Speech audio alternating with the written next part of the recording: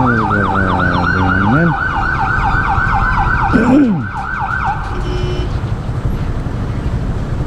Grabe, ang bilis pa kasi ng taxi. Oh, grabe naman. Grabe, lakas nun ah. Oh, sira.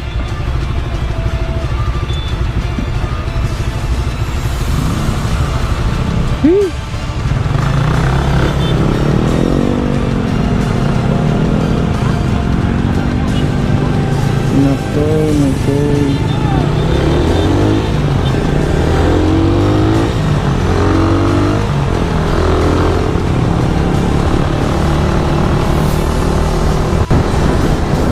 Grabe yun. Yung talaga, pag ang ambulansya talaga, pag nagwangwang yan, huwag na kayong dumiretso. Kasi ang mangyayari talaga dyan, masasalpok ka rin kayo. Kasi may emergency yan eh. Ayan, kagaya nun, ang bilis ng takbo ng sabagay, nakago nga yung taxi. Kaso nga lang, may protocol naman yung ano, yung ambulansya. So kailangan natin respetuhin yung ambulansya dahil maaaring may sakay or pupunta pa lang sa pick upin na pasyente.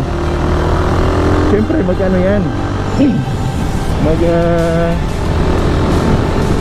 magwawangwang talaga yan. Yun nga, maaaring merong sakay yun, maaaring wala. Pero pag nagwangwang yun, kailangan talaga mag-giveaway ka. Kita ko, pag may nakasunod sa akin or sa may bandang kabilang kalye, nag-giveaway na ako. Kahit na alam ko na lamang ako, pero pinagbibigyan ko yan dahil protocol yan ng ambulansya. Katulad nga nung iba, kahit nga na may nakikita nila ang bilis ng takbo, didiretso pa yan.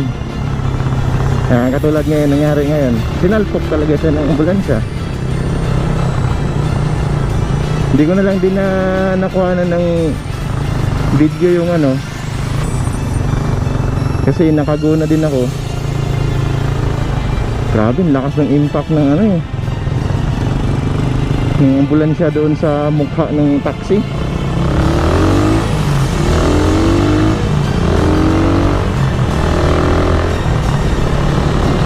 Parang yung pinalo ng sinturon yung ano, yung katawan ng yung lagutok talaga. Tilapon yung gulong eh. Kaya sa ating mga kabiyaheros natin dyan, pag may nakakita tayo ng ambulansya, ganun ang nangyari, kailangan mag-giveaway tayo. Maambulansya man yan, basta lahat ng nasa gobyerno, basta may protocol sila, naka-ano yan, naka-siren yan, kailangan nating respetuhin. Lalo na pag fire truck, hindi ka talaga sasantuhin yan.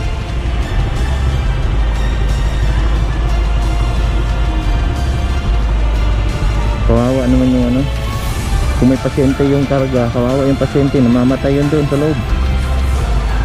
Kung sakaling ano na, kumbaga ang tawag dito, kung critical yung kalagayan ng pasyente na nasa loob ng ambulansya, tapos hindi nyo pinagbigyan, kawawa yun. Baka ano na nangyari dun sa loob, nadisgrasya pa yung ambulansya. Imbis na tumulong pa sila ng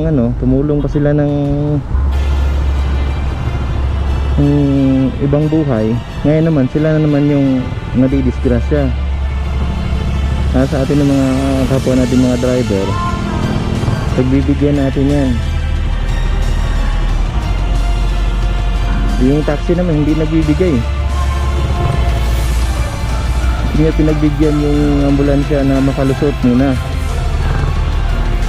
Yung tala yung iba, nag-giveaway naman. Ako naman, titingnan ko yung video na